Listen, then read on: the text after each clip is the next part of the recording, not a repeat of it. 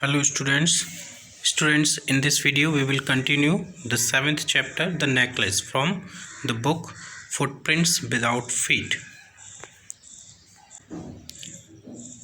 Students, कल तक मैंने आपको बताया था कि जो मैटिल्डा है वो काफ़ी परेशान थी बॉल पार्टी में जाने से पहले, और क्योंकि उसके पास ड्रेस नहीं थी, ज्वेल्स नहीं थे।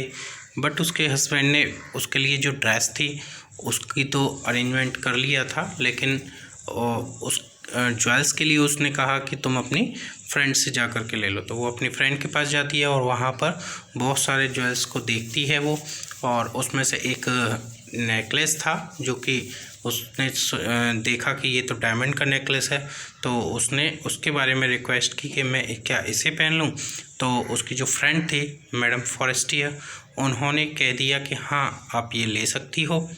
तो उसके बाद देखिए शुरू करते हैं।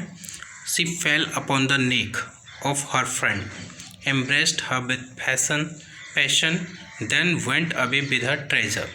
तो क्या हुआ, जब मैम फॉरेस्टियर ने मैटिल्डा से कह दिया कि हाँ आप ये नेकलेस ले सकती हैं, तो मैटिल्डा ने क्या किया, fail upon the neck of her friend. वह अपने जो फ्रेंड थी यानी कि अपनी मैम फॉरेस्टियर थी उनके गले लग गई। उनको बड़े ही पैसन से, बड़े जुनून से उनको अपने गले से लगा लिया, और फिर अपने उस ट्रेजर के साथ में, अपने उस खजाने के साथ में, यानी बहुत सुंदर चीज़ के साथ में वो वहाँ से चली गई। The day of the ball arrived. फिर क्या हुआ, जो बॉल डे था, कहने का मतलब जिस दिन बॉल डांस की पार्टी थी वो दिन आ गया। Ma'am लॉयजल was a great success, और मिस्टर लॉयजल और मैम लॉयजल दोनों उस पार्टी में गए, और मैम लॉयजल एक ग्रेट सक्सेस पर थी। ग्रेट सक्सेस का मतलब कि वो काफ़ी सुंदर लग रही थी, बहुत ही प्रेटी लग रही थी, हर कोई उन्हें देख रहा था। She was the prettiest of all, elegant, gracious, smiling and full of joy. तो मैटिल्डा वहाँ पार्टी में सबसे ज़्यादा, जितने भी लोग थे उनमें सबसे ज़्यादा वो प्रेटीएस्ट, मतलब सुंदर तो वो थी ही, नेचुरली वो सुंदर थी, लेकिन जब वो ड्रेस पहन करके और बहुत सुंदर नेकलेस पहन करके वो और भी ज़्यादा सुंदर दिखने लगी, एलिजेंट दिखने लगी, gracious, smiling and full of joy. मतलब बहुत ही एलिजेंट का मतलब बहुत ही शानदार, ग्रेशियस का मतलब बहुत ही अच्छी, स्माइलिंग माने हर समय मुस्कुराती हुई, और फुल ऑफ जॉय यानी खुशियों से भरी हुई ऐसे दिखाई दे रही थी, बड़ी आनंद में थी वो। All the men noticed her, asked her name and wanted to be presented. तो जितने भी लोग थे, जितने भी आदमी थे वहाँ पर, वो सभी उसको नोटिस कर रहे थे, उसका नाम पूछ रहे थे, और उसके साथ में प्रेजेंट होना यानी उसके साथ बात करना चाहते थे, उसके साथ डांस करना चाहते थे। सी डांस्ड विद एंथुसियाज्म। तो उसने भी बड़े ही एंथुसियाज्म से, बड़े ही जोश के साथ में डांस किया। इंटॉक्सिकेटेड विद प्लेजर, और बड़ी खुशी के साथ लोगों के साथ वो घुल मिल गई वहाँ पर। Thinking of nothing but all this admiration, और वो किसी और चीज़ के बारे में नहीं सोच रही थी सिवाय अपनी इस प्रशंसा के, जो उसकी तारीफ़ हो रही थी, सब लोग तारीफ़ कर रहे थे, उसी के बारे में सोच रही थी। This victory so complete and sweet to her heart, और उसके दिल को ये जो विक्ट्री थी, विक्ट्री का मतलब एक तरह से वहाँ पर जितनी भी लड़कियाँ थीं या महिलाएं थीं, उन सब में वो सबसे ज़्यादा सुंदर लग रही थी। तो ऐसा फील कर रही थी कि वो तो विक्ट्री उसको मिल गई हो, वो जीत गई हो, कोई कंपटीशन चल रहा हो और जिसमें उसने विजय प्राप्त कर ली हो, तो ऐसा महसूस कर रही थी, और ये उसके दिल को बहुत ज़्यादा अच्छा लग रहा था। She went home towards 4 o'clock in the morning, और वह वापस लगभग 4 बजे, सुबह 4 बजे, यानी पूरी रात डांस होता रहा, लेकिन वो सुबह 4 बजे अपने घर की ओर वापस गई। Her husband had been half asleep in one of the little saloon since midnight, और उसका जो हस्बैंड था यानी मिस्टर लॉयजल जो थे, वो लगभग आधी रात से ही, यानी आधी रात को ही उनको लगभग नींद आ गई थी, और वो तभी से हाफ एस्लीप मतलब आधे सोए हुए से थे, मतलब उनको तो नींद आ रही थी, तो वो रात तक, आधी रात तक उन्होंने पार्टी को एंजॉय किया, और उसके बाद में ही वो वहीं पर एक लिटिल सैलून में, या सैलून का मतलब किसी छोटे कमरे से है, तो वहीं पार्टी में कोई छोटा कमरा था तो उसमें जाकर के सो गए थे। With 3 other gentleman whose wives were enjoying themselves very much, और साथ ही साथ 3 और जेंटलमैन थे, वो भी वहीं पर सो रहे थे, और उनकी पत्नियां भी पार्टी में जाकर के एंजॉय कर रही थीं। He threw around her shoulders the modest wraps they had carried whose poverty clashed with the elegance of the ball costume, है ना। उसने क्या किया, जो उसका हस्बैंड था मिस्टर लॉयजल, उसने उसके कंधों पर जो मोडेस्ट रैप यानी बहुत ही अच्छा जो रैप माना ढकने के लिए जो शॉल वगैरह ऐसी चीज़ें जो लाया था वो उसने ढक दिया।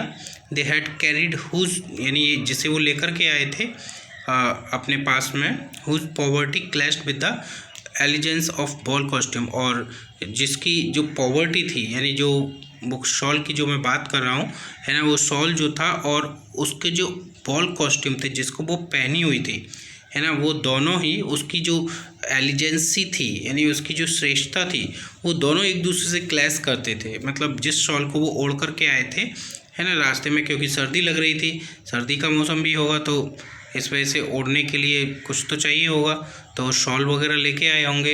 हालांकि उसको वहाँ पहुँच करके उन्होंने कहीं और रख दिया होगा। She wish to hurry away in order not to noticed by the other women who were wrapping themselves in rich furs. तो जब वो वहाँ से निकले तो उन्होंने, मैंने बताया कि मिस्टर लॉयजल ने क्या किया, अपनी वाइफ को वो शॉल उड़ा दिया, लेकिन अब वो वहाँ से उस जल्दी से जल्दी निकलना चाहती थी ताकि कोई भी दूसरी जो विमेन हैं जो वहाँ पर आई हुई थी कोई भी उनको देख ना ले, क्योंकि वो विमेन क्या कर रही थी, अपने आप को वो रिच फर्स में यानी बहुत ही रिच मतलब कीमती जो फर वाले जो शॉल होंगे या कपड़े होंगे, है ना, उनसे अपने आप को वो कवर कर रहे थे।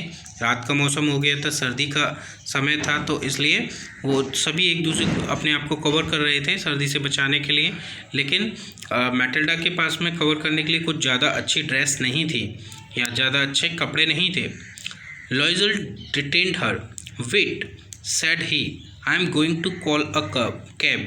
और तभी लॉयजल ने उसको रोका और कहा, रुको, थोड़ा सा इंतज़ार करो, मैं एक कैब को लेकर के आता हूँ। But she would not listen and descended the steps rapidly.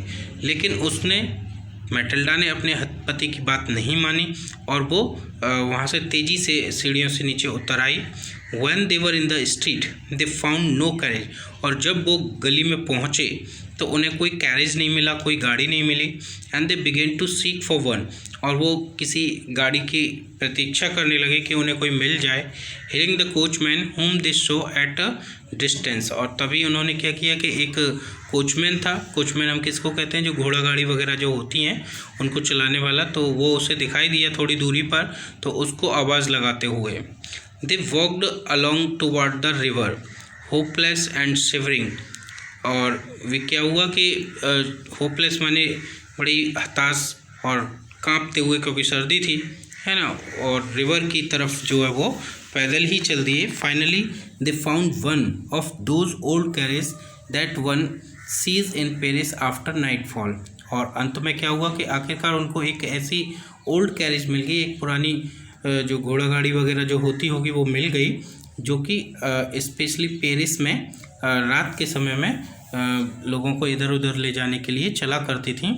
It took them as far as their door and they went wearily up to the apartment. और ये जो गाड़ी थी, जो कैरेज थी, वो उनको कम से कम उनके घर तक ले गई, उनके दरवाजे तक ले गई, और वो जल्दी से क्या हुआ, अपने अपार्टमेंट में चले गए। It was all over for her. और उसके लिए अब सब कुछ पूरा हो चुका था, उसकी या कहीं की इच्छा पूरी हो चुकी थी कि जिस तरीके से वो खुशी से जाना चाहती थी और वहाँ पर एंजॉय करना चाहती थी वो सब कर लिया था। And on his part he remembered that he would have to be at the office by 10 o'clock। और अगर हम मिस्टर लॉयजल की बात करें, मिस्टर लॉयजल के बारे में बात करें, तो उसको ये याद था कि उसको अगले दिन 10 बजे तक अपने ऑफिस में पहुँचना ही है। She removed the wraps from her shoulder before the glass for a final view of herself in her glory। तो क्या हुआ कि वो काफ़ी ग्लोरी में है, काफ़ी शान में है, बहुत ही शानदार मूड है उसका, बहुत ही खुश है। और उसने जाकर के घर पर, जैसे ही अपने घर पर पहुंची तो उसने अपने शोल्डर से जो रैप था या कहीं के जो शॉल था वो हटा दिया और अपने आप को फाइनल लुक लेने के लिए अपने आप का उसने मिरर के सामने, आईने के सामने जा कर के वो खड़ी हो गई। Suddenly she uttered a cry. और अचानक से क्या हुआ, एक तेज चीख निकल गई उसकी। हर नेकलेस वॉज नॉट अराउंड हर नेक। उसने देखा कि उसका जो नेकलेस है वो तो उसके गले में था ही नहीं। लॉयजल already half undressed asked what is the matter. लॉयजल अभी लगभग हाफ अनड्रेस्ड था, यानी उसने वो भी अपने कपड़े चेंज कर रहा था जा करके, तो अभी उसने पूरी तरह से चेंज नहीं कर पाए थे। और तभी उसकी चीख सुनाई थी मैटिल्डा की उसको, तो वो वहीं से चिल्लाया कि क्या बात है। सी टर्न टुवर्ड्स हिम एक्साइटेडली। तभी क्या हुआ, वो उसकी तरफ बड़ी एक्साइटेड होकर के उसकी ओर मुड़ी और कहने लगी कि आई नो लॉन्गर हैव मैम फॉरेस्टियर्स नेकलेस। यानी मेरे पास जो मैम फॉरेस्टियर का जो नेकलेस मैं लेकर के आई थी वो तो मेरे पास है ही नहीं है, मेरे गले में है ही नहीं है। He arose in dismay, what, how is that, it is not possible. तो वो भी बड़े ही एकदम आश्चर्य से खड़ा हो गया, क्या बात कर रही हो, ऐसा कैसे हो सकता है, ये संभव नहीं हो सकता। And they looked in the folds of the dress. और फिर उन्होंने क्या किया, जो फोल्ड ऑफ ड्रेस थे यानी अपनी जो ड्रेसेस वगैरह थी उनको उन्होंने फोल्ड करके रख दिया था, तो वो उनको हटा हटा के देखने लगी in the folds of the clock. और जो क्लॉक जो शॉल वगैरह ओढ़े थे उनके फोल्ड में देखने लगी, उनको खोल करके इन द पॉकेट्स, अपने जो भी पॉकेट्स वगैरह थी ड्रेसेस में उनमें देखने लगी। एवरीवेयर, सब जगह, जितनी जगह वो पॉसिबली देख सकते थे सभी जगह वो देखने लगे। They could not find it, लेकिन उनको ये नहीं मिला। He asked, you are sure you still had it when we left the minister's house. तो मिस्टर लॉयजल ने उससे पूछा मैटिल्डा से कि क्या तुम्हें पूरा विश्वास है कि जब हमने मिनिस्टर का जब घर छोड़ा था तो क्या वो तुम्हारे गले में था, यानी तब तुम उसे पहनी हुई थी। तो मैटिल्डा कहती है, yes I felt it as we came out. हाँ, मुझे ऐसा महसूस हो रहा है कि जब हम वहाँ से निकले थे तो मेरे गले में ये था। But if you had lost it in the street we should have heard it fall. तो वो कहता है कि लेकिन अगर तुमने इसको गली में खोया होता, यानी रास्ते में खोया होता, तो शायद हमें उसके गिरने की आवाज़ आई होती। It must be in the cab, और हो सकता है कि ये कैब में ही हो, जिस गाड़ी में हम आए हैं उसी में हो। Yes it is possible, did you take the number. तो उसने कहा हाँ, ये बात हो सकती है, संभव हो सकती है, क्या तुमने उस कैब का नंबर लिया, उस गाड़ी का नंबर लिया जिससे हम आए। तो वो कहता है कि no, and you, did you notice what it was. तो वो कहता है कि नहीं। और वो पूछता है कि तुमने किया था क्या आपने नोटिस किया था कि ये क्या था। तो नो, उधर से भी जवाब आया कि नहीं, यानी दोनों में से किसी ने इस बात को नोटिस नहीं किया था। They looked at each other utterly cast down, और दोनों ने एक दूसरे की ओर बड़ी ही उत्सुकता से देखा। फाइनली लॉयजल ड्रेस्ड हिमसेल्फ अगेन, और फाइनली क्या हुआ कि लॉयजल ने अपने आप को फिर से, मतलब कपड़े फिर से उसने पहन लिए। I am going, he said, over the track where we went on foot to see if I can find it. मैं जाता हूँ, मैं उस ट्रैक पर जाऊँगा, उस रास्ते पर जाऊँगा जितने रास्ते हम पैदल चले थे, और मैं वहाँ पर इसको ढूंढने की कोशिश करता हूँ। एंड ही वेंट, और ऐसा कह करके वो चला जाता है। She remained in her evening gown, और जो मैटिल्डा है वो अपने इवनिंग गाउन को ही पहने रहती है। Not having the force to go to bed, और अब उसको सोने के लिए जाने की इच्छा नहीं हो रही है। Toward 7 o'clock her husband return, और लगभग 7 बजे उसका हस्बैंड जो वापस लौट करके आता है। ही हैड फाउंड नथिंग, लेकिन उसको कुछ भी नहीं मिला। He went to the police and to the cab offices, और फिर वो क्या करता है कि पुलिस के पास जाता है और जो कैब ऑफिसेस थे वहाँ पर जा कर के पता करता है। And put an advertisement in the newspaper offering a reward, साथ ही साथ वो एक एडवर्टाइजमेंट विज्ञापन भी देता है न्यूज़पेपर में, एक रिवार्ड ऑफर करते हुए। She waited all day in a state of bewilderment, और वो लगभग जो मैटिल्डा थी वो पूरे दिन विवाल्डरमेंट यानी बड़ी ही घबराई हुई स्थिति में, परेशान कन्फ्यूजिंग स्थिति में पूरे दिन इंतज़ार करती रही बिफोर द फ्राइटफुल डिज़ास्टर, यानी इस फ्राइटफुल डिज़ास्टर यानी जो भयंकर जो डिजास्टर थी, जो विपत्ति थी जो उनके ऊपर आने वाली थी, है ना, उससे पहले। लॉयजल रिटर्न इन द इवनिंग, लॉयजल शाम को घर पर लौटता है। हिज फेस पेल, उसका चेहरा बिल्कुल फीका पड़ा हुआ है। ही हैड डिस्कवर्ड नथिंग, लेकिन उसको कुछ भी नहीं मिल पाया है। ही सेड, उसने कहा, write to your friend that you have broken the clasps of the necklace and that you will have it repaired. वो कहता है कि अपनी फ्रेंड को एक लेटर लिखो कि तुमने, या उसको एक संदेश पहुंचाओ कि तुमने क्या किया है, you have broken the clasp of the necklace, कि तुमने जो नेकलेस है उसके क्लैप्स को तोड़ दिया है और उसको रिपेयर करने के बाद में हम उसे लौटा देंगे। That will give us time, इससे हमें टाइम मिल जाएगा। सी रोट एज ही डिक्टेटेड, और अब क्या हुआ कि जैसा उसके पति ने कहा उसने वैसा ही लिख करके उसको भेज दिया। मतलब पहले वो उसकी बात नहीं मानती थी, अब परेशानी में है तो बात मान रही है। At the end of a week they had lost all hope, और लगभग एक सप्ताह के अंत के बाद, यानी एक सप्ताह तक उन्होंने काफ़ी उसको ढूंढा इधर उधर, लेकिन फाइनली क्या हुआ कि उनकी सारी उम्मीदें जा चुकी थी। And Loisel older by 5 years declared we must replace this jewel, और जो लॉयजल है जो कि 5 साल बड़ा था उससे, मैटिल्डा से, उसने उससे कहा कि हमें इस ज्वेल को, ये भी जो नेकलेस था उसको रिप्लेस करना पड़ेगा। हम जो उसका जो रियल था उसको तो हम खो चुके हैं, लेकिन हमको दूसरा लेके उसको देना पड़ेगा। In a shop of the Palais Royal they found a chaplet of diamonds which seemed to them exactly like the one they had lost. तो क्या हुआ, एक शॉप थी पैलेस रॉयल, वहाँ पर वो जाते हैं और वहाँ पर डायमंड के जो नेकलेस थे वहाँ पर वो उनको देखते हैं, और फाइनली उनको एक ऐसा नेकलेस मिल जाता है जो कि एग्जैक्टली वैसा ही दिखता था जैसा कि उन्होंने उस खो दिया था। It was valued at 40,000 francs, they could get it for 36,000। तो और इसकी जो वैल्यू थी, इसकी जो कीमत थी वो कितनी थी, 40,000 francs थी, लेकिन उन्होंने किसी तरह से इसको 36,000 francs में अफोर्ड कर लिया था। लॉयजल पजेस्ड 18,000 francs, हालांकि लॉयजल के पास में लगभग 18,000 मतलब 18,000 के लगभग फ्रैंक्स थे, और वो उसने दे दिए। Which is father have left him, और ये जो फ्रैंक थे उसके पिता ने उसके लिए छोड़े हुए थे। उसका जो पिता जो थे वो, अब जैसे सभी पिता अपने अपने बच्चों के लिए कुछ ना कुछ छोड़ते हैं।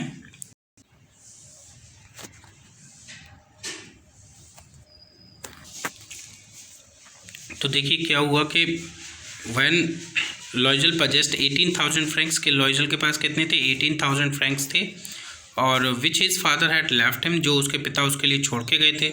ही बोरोड द रेस्ट, और उसने क्या किया, जो रेस्ट जो थे वो उसने बोरो कर लिए, है ना, कहीं से उधार ले लिए, क्योंकि पैसे, वो नेकलेस तो उसको वापस करना ही था, और नेकलेस वापस करने के लिए ज़रूरत थी उसको और भी ज़्यादा फ्रैंक्स की, तो वो उसने बोरो कर लिए। ही मेड रुइनस प्रोमिसेस, और उसने बड़े ही विचित्र प्रोमिसेस किए, वायदे किए।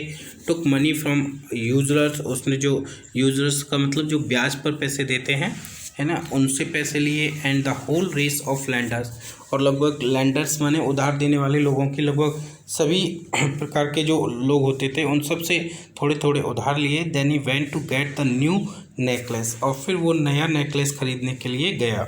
Depositing on the merchant's counter 36,000 francs, और उसने जो मर्चेंट का जो काउंटर था, है ना, जहाँ पर ज्वेलरी मिलती थी, उसके काउंटर पर उसने 36,000 जो फ्रैंक्स थे उनको डिपॉजिट किया। When ma'am Loisel took back the jewels to ma'am Forestier, the latter said to her in frigid tone, you should have return them to me sooner for I might have needed them. तो जब ma'am लॉयजल वापस उस jewel को लेकर के, उस necklace को लेकर के मैम फॉरेस्टियर के पास जाती हैं, तो मैम फॉरेस्टियर से कहती हैं थोड़ी सी कड़क आवाज़ में कि तुम्हें थोड़ा सा पहले लौटा देना चाहिए था, क्योंकि मुझे इसकी पहले ज़रूरत थी, आवश्यकता थी, तुम थोड़ा सा लेट हो गई। तो ma'am Forestier did not open the jewel box as ma'am Loisel feared she would, है ना। मैम फॉरेस्टियर ने अपना जो ज्वेल बॉक्स था जिसमें वो नेकलेस रख के लाई थी, मैटिल्डा लाई थी, उसको खोल के नहीं देखा, और क्योंकि मैम लॉयजल ने पहले से, मैम लॉयजल को ये फियर था, ये डर था कि शायद वो देखें और कहीं ये ना कहें कि जो है ये तो चेंज्ड है, तो मैम फॉरेस्टियर ने हालांकि ऐसा नहीं किया। What would she think if she should perceive the substitution, वो सोच रही थी कि क्या होगा अगर उनको ये पता चल गया, इनको इस बात का अंदाज़ा लग गया कि ये जो है सब्सटीट्यूशन है, मतलब ये रियल वन नहीं है, ये कोई दूसरा है। व्हाट शुड शी से, यानी वो क्या कहेगी, what she take her for a robber, क्या वो कहेगी कि वो कोई रॉबर है यानी कि चोर हैं, उनकी चीज़ को उन्होंने रख लिया और दूसरा ला करके दे दिया है। तो ma'am लॉयजल now new the horrible life of necessity. अब मैम लॉयजल जो थी उनको वो अब ये जान चुकी थी जो हॉरिबल लाइफ होती है नेसेसिटी की, आवश्यकताओं की, जो भयानक जीवन होता है हमारा। She did her part however completely heroically, हालांकि उसने अपना जो पार्ट था, अपना जो रोल था, वो बड़े ही कम्प्लीटली और हेरोइकली माने बहादुरी से अपना पार्ट प्ले किया। इट वॉज नेसेसिटी टू पे दिस फ्राइटफुल डेब्ट, और वो जानती थी कि अब उसके हस्बैंड के ऊपर एक बड़ा डेब्ट जो है कर्ज आ गया है और वो चुकाना है उनको, और उसको चुकाना बहुत ज़रूरी था। शी वुड पे इट, और उसने ये सोच लिया था कि वो उसको पे करेगी। Then this sent away the maid, उन्होंने क्या किया, उनके घर जो नौकरानी काम करने आती थी उसको छुट्टी कर दी। दे चेंज देयर लॉजिंग्स, उन्होंने अपना जो लॉजिंग थी यानी जहाँ पर वो रहते थे जिस फ्लैट में, वो थोड़ा सा कॉस्टली होगा तो वो भी उन्होंने चेंज कर दी, कहीं पर बहुत ही कम किराए वाला मकान ले लिया होगा। They rented some rooms in an attic, और एक एटिक में ही उन्होंने क्या किया कि एक, वैसे हम एटिक किसको कहते हैं, जो घर में जो पत्थर लगे होते हैं तो सामान रखने के लिए जो बना लेते हैं, जिसको टाड़ कहते हैं, लेकिन वो अलग है। यहाँ पर कुछ अलग जगह है जहाँ पर उन्होंने जहाँ पर सस्ते वाले जो रूम मिलते हों तो किराए पर उन्होंने एक रूम ले लिया। She learn the odious work of kitchen, और फिर उसने जो ऑडियस वर्क यानी उबाऊ जो वर्क होता है किचन का, क्योंकि वो पहले किचन का काम नहीं करती थी, उसकी मेड करती थी, लेकिन उसने अब वो भी सीख लिया। सी वॉश द डिशेज, उसने डिशेज माने जो कपड़े वगैरह या जो बर्तन वगैरह धोने का है वो भी किया। सी वॉश द सॉल्ट लाइनिन, और उसने सॉल्ट का मतलब जो गंदे लाइनिन के कपड़े थे है ना, उनको धोया। देयर क्लॉथ्स, अपने कपड़ों को धोया। एंड डिश क्लॉथ्स, और जो डिश क्लॉथ्स थे वो उनको भी धोया। Which she hung on the line to dry, और जिनको उसने सूखने के लिए लाइन से टांग दिया। She took down the refuse to the street each morning and brought up the water, यानी वो took down the fuse to the street, यानी वो हमेशा क्या करती कि स्ट्रीट में नीचे जाती एंड हर सुबह जाती और वहाँ से पानी लेकर के आती। Stopping at each landing to catch her breath, और हर बार लैंडिंग पर मतलब वो पानी वगैरह भर कर के लाती थी तो थक जाती थी तो बीच बीच में उसे रखती थोड़ा सा सांस लेने के लिए। And cloth like a women of the people, और वो सामान्य लोगों की जो महिलाएं होती थी उनकी तरह से वो कपड़े पहनने लगी। She went to the grocers, और वो जो परचून की दुकान वाला जो होती थी उसके पास भी जाने लगी। द बचर, जो बचर होता है जो कह सकते हैं मीट वगैरह बेचता है। एंड द फ्रूटर्स, और जो फल बेचने वाले तो थे उनके पास वो खुद जाने लगी। With a basket on her arm, है ना, बास्केट अपनी आर्म में लेकर के। Shopping, haggling to the last show of her miserable money, है ना, और शॉपिंग करते हुए और अपनी जो माइजरेबल मनी थी उसके पास जो कम से कम पैसे होते थे उसी के साथ में बार्गेन करते हुए, उसी से सामान को खरीदते हुए। द हस्बैंड वर्कड इवनिंग, यानी मतलब वो घर चलाती थी, घर चलाने के लिए कम से कम पैसों में वो गुजारा करती थी। और उसका जो पति था हस्बैंड, वो लगभग शाम तक काम किया करता था। Putting the books of some merchants in order, और वो ऑर्डर में आने वाली मर्चेंट की जो बुक्स थी उनको रखता था। And nights he often did copying at 500 a page, और रात के समय पे वो क्या करता था, लगभग 500 पेज को वो कॉपी करता था, यानी कॉपी करने का काम उसने रात का भी एक काम ढूंढ लिया था। यानी वो सुबह से शाम तक काम करता ही था और फिर रात में भी कुछ ना कुछ एक्स्ट्रा वर्क करने लगा। And this life lasted for 10 year, और इस तरह का उनका जो जीवन था वो लगभग 10 साल तक चलता रहा, यानी कि हार्ड वर्क का जो लाइफ थी उनकी वो चलती रही। Eight the end of 10 years they had restored all, और लगभग 10 ईयर्स के एंड में, लगभग 10 साल के बाद में उन्होंने सब कुछ ठीक कर लिया। मैम लॉयजल सीम्ड ओल्ड नाउ, और अब जो मैम लॉयजल थी, है ना, अब वो प्रेटी नहीं दिखती थी, ओल्ड दिखती थी। She had become a strong hard women, और अब वो एक स्ट्रॉन्ग माने मजबूत और कठोर महिला बन चुकी थी। The crude women of the poor house hold, और गरीब परिवार की एक अच्छी महिला या कहीं की कठोर महिला। हर हेयर बैडली ड्रेस्ड, उनके जो बाल थे उसके वो बड़ी बुरी तरीके से ड्रेस्ड किए हुए थे। हर स्कर्ट्स अवरी awry her hands red, she spoke in loud tone and washed the floors with large pails of water. और वो क्या करती थी कि काफ़ी बुरी तरह से वो कपड़े पहने हुए थे, बाल उसके उखड़े हुए होते थे और उसकी जो स्कर्ट्स थी वो भी काफ़ी सिकुड़ी हुई, हाथ उसके बहुत लाल हो चुके थे काम करते करते, उसकी आवाज़ में भी थोड़ा भारीपन आ गया था। पहले बहुत ही स्वीट वॉइस थी उसकी, लेकिन अब उसकी आवाज़ भी बदल चुकी थी और वो जो फ्लोर्स होते थे और जो बड़ी बड़ी पानी की बाल्टियाँ भर करके वो जो फ्लोर्स होते थे उनको वॉश किया करती थी। But sometimes when her husband was at the office she would seat herself before the window and think of that evening party of former times, of that ball where she was so beautiful and so flattered. और कभी कभी लेकिन क्या होता था, कभी कभी वो जब उसका पति अपने ऑफिस में होता था तो वो अपने आप को विंडो के पास में बिठाती थी, यानी विंडो के पास बैठ जाती थी और वो सोचने लग जाती थी उन पुराने समय के बारे में, उस इवनिंग पार्टी के बारे में जो बॉल डांस वाली पार्टी थी, कि वो उस समय कितनी ब्यूटीफुल दिखती थी, कितनी अच्छी दिखती थी, ये सब के बारे में वो सोचने लग जाती थी। How would it have been if she had not lost the necklace? Who knows how singular is life and how full of changes, how small a thing will ruin or save one. फिर वो सोचती है कि काश मैंने वो जो necklace था जो उसने खो दिया वो ऐसा नहीं हुआ होता, यानी how would it have been if she had not lost, यानी अगर उसने वो नेकलेस है उसको नहीं खोया होता तो कैसा होता, कौन जानता है ना। जो जीवन है वो कितना सिंगुलर है एंड कितना परिवर्तन से, चेंजेस से भरा हुआ है और किस तरीके से एक छोटी सी चीज़ ज़िंदगी बना देती है और ज़िंदगी बिगाड़ भी देती है। One Sunday as she was taking a walk in the Champs Elysees to rid herself of the cares of the week, she suddenly perceived a woman walking with a child. It was Ma'am Forestier, still young, still pretty, still attractive. Ma'am Loisel was affected. Should she speak to her? Yes, certainly. And now that she had paid, she would tell her all. Why not?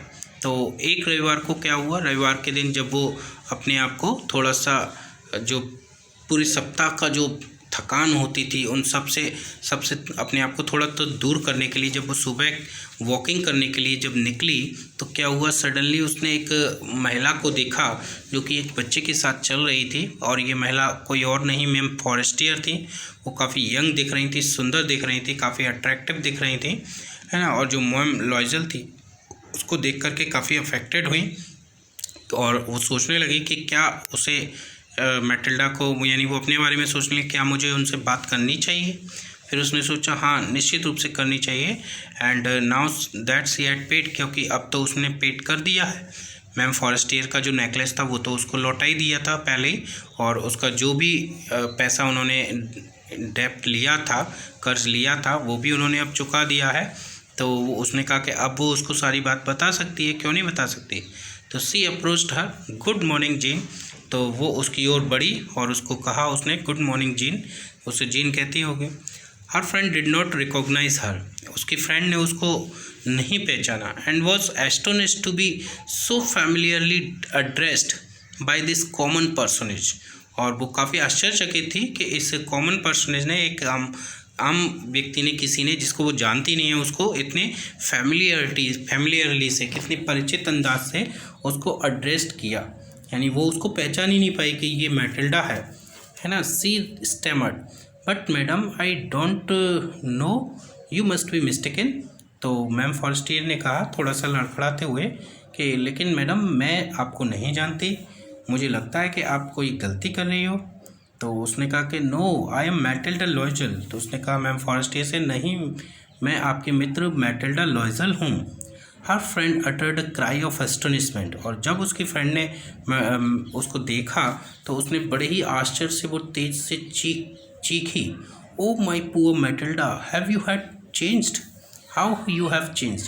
तो उसने बड़े ही आश्चर्य से कहा, ओ मेरी poor Matilda, बेचारी Matilda, तुम तो कितना बदल गई हो। तो देखिए इन दोनों की ये मीटिंग हुई और मैम फॉरेस्टियर उसको देख कर के काफ़ी एस्टोनिश्ड हैं, आश्चर्यचकित हैं। तो वो कहती है yes I have had some hard days since I show you. हाँ, जब लास्ट टाइम मैंने देखा तुमसे मिली थी तब से अब तक मेरी लाइफ में कुछ हार्ड टाइम आया है, एंड सम माइजेबल वंस, और कुछ बहुत ज़्यादा दयनीय समय भी आया है, on all because of you, और जो कुछ भी हुआ है वो सब तुम्हारे कारण हुआ है। Because of me, how is that? Ma'am Forestier ने कहा मेरे कारण? कैसे, ये कैसे हो सकता है? तो वो कहती है you recall the diamond necklace that you loan me to wear to the minister's ball. क्या तुम्हें जो डायमंड नेकलेस था वो याद है जो तुमने मुझे उधार दिया था पहनने के लिए, जो मिनिस्टर ने बॉल डांस पार्टी ऑर्गेनाइज़ की थी? तो मैंने उसमें जाने के लिए आपसे एक नेकलेस लिया था, क्या वो आपको याद है? Yes very well. तो वो कहती है हाँ हाँ मुझे बिल्कुल अच्छे से याद है। तो वो कहती है वेल आई लॉस्ट इट, मैंने वो खो दिया था, यानी जो नेकलेस मैंने तुमसे लिया था वो मुझसे खो गया था। How is that since you return it to me. तो मैम फॉरेस्टियर कहते हैं ऐसा कैसे हो सकता है, तुमने तो वो मुझे लौटा ही दिया था, खो कैसे दिया? तो वो कहती है कि I return another to you exactly like it, मैंने तो तुम्हें दूसरा लौटाया था बिल्कुल ठीक वैसा का वैसा ही, and it has taken us 10 years to pay for it, और हमें इसके लिए पे करने के लिए लगभग 10 साल लग गए, यानी हमने you can understand that it was not easy for us who have nothing but it is finished and I am decently content। तो वो कहती है कि आप अच्छी तरह से समझ सकती हैं कि हमारे लिए कितना आसान नहीं रहा होगा, है ना, जिनके पास कुछ भी नहीं है, यानी हम पुअर फैमिली से थे, हमारे पास इतना नहीं था, और उसके लिए पे करना, यानी मैंने तुम्हारे लिए तुम्हारा जो नेकलेस लिया था वो खो गया था और उसके लिए मैंने इतना सारा पे किया, और लेकिन वो कहती है कि लेकिन कुछ भी हो आखिरकार मैंने उसको फिनिश कर दिया है और अब मैं पूरी तरह से संतुष्ट हूँ। तो मैम फॉरेस्टियर स्टॉप्ड शॉर्ट, जो मैम फॉरेस्टियर थी वो थोड़ा सा रुकी। सी सेड, और उन्होंने कहा you say that you bought a diamond necklace to replace mine, तुमने क्या कहा कि तुमने मेरे उस नेकलेस को रिप्लेस करने के लिए एक डायमंड नेकलेस खरीदा? वो कहती है yes you did not perceive it then they were just alike. हाँ, तुमने उस समय उसको देखा नहीं था, वो देखती तो वो तुम्हें पता चलता कि वो बिल्कुल ठीक एक जैसे थे। And she smiled with proud and simple joy. तो ma'am Forestier was touched and took both her hands as she replied, और जब उन्होंने ये सुना तो मैम फॉरेस्टियर थोड़ा सा मुस्कुराई और बड़ी सिंपल जॉय और प्राउड के साथ में उन्होंने कहा मैम फॉरेस्टियर ने, और जब कह रही थी वो तो कहते हुए उन्होंने क्या किया, जो मैटिल्डा हैं उनके दोनों हाथों को पकड़ लिया और उनको टच किया उन्होंने, और उनको दोनों हाथों को अपने हाथ में लेकर के उसके वो बोली, वो रिप्लाई किया उसने, oh my poor Matilda mine were false they were not worth over 500 francs।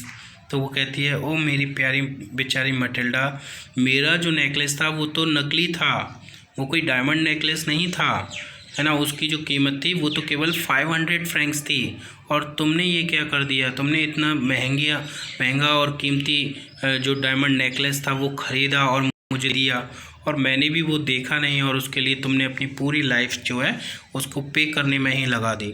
तो रियल में क्या था कि ये सब किसकी वजह से हुआ, मैटिल्डा की जो स्थिति थी कि वो उसको बड़ी अच्छी अच्छी चीज़ें पसंद थी, ये पसंद था वो पसंद था, और उसकी जिद के कारण ही उसने वो नेकलेस लिया और फिर उसको खो दिया, और इतनी भी समझबूझ नहीं थी कि वो ये पता कर लेती, पहले पूछ लेती कि वो नेकलेस किस तरीके का था, लेकिन उन्होंने सोच लिया कि वो नेकलेस डायमंड का है, लेकिन वो रियल में डायमंड का नहीं था, और उनको डायमंड नेकलेस ख़रीद करके उनको देना पड़ा, और इसके लिए उन्हें बहुत सारा कर्जा लेना पड़ा, और उसको पे करने के लिए अपनी पूरी लाइफ उन्होंने 10 साल अपने जीवन के ऐसी स्थिति में गुजारे, बहुत ही पुअर कंडीशन में दूसरे के घर में काम किया, काम करके उसने पैसा कमाया, जो काम वो कभी नहीं करती थी वो सारा काम उसने किया, उसकी पूरी जो ब्यूटी थी, उसकी सुंदरता थी वो जा चुकी थी, है ना। तो ये जो स्टोरी है वो हमको यही मैसेज देती है कि हमको कभी इतनी ज़्यादा इच्छाएं नहीं पालनी चाहिए अपने अंदर कि जो हमारे लिए मुसीबत बन जाए। जिस तरीके से इस स्टोरी में मैटिल्डा ने अपनी इच्छाओं को पाला, और उन इच्छाओं की वजह से वो खुद भी 10 साल तक हार्ड वर्क करती रही, साथ ही साथ उसके पति की भी स्थिति इतनी पुअर हो गई। तो स्टूडेंट आई थिंक कि ये चैप्टर आपको समझ में आ गया होगा, और अगर किसी भी तरह की अगर प्रॉब्लम है तो वो आप मुझे व्हाट्सएप पर सेंड कर सकते हैं। So thank you student for watching this video.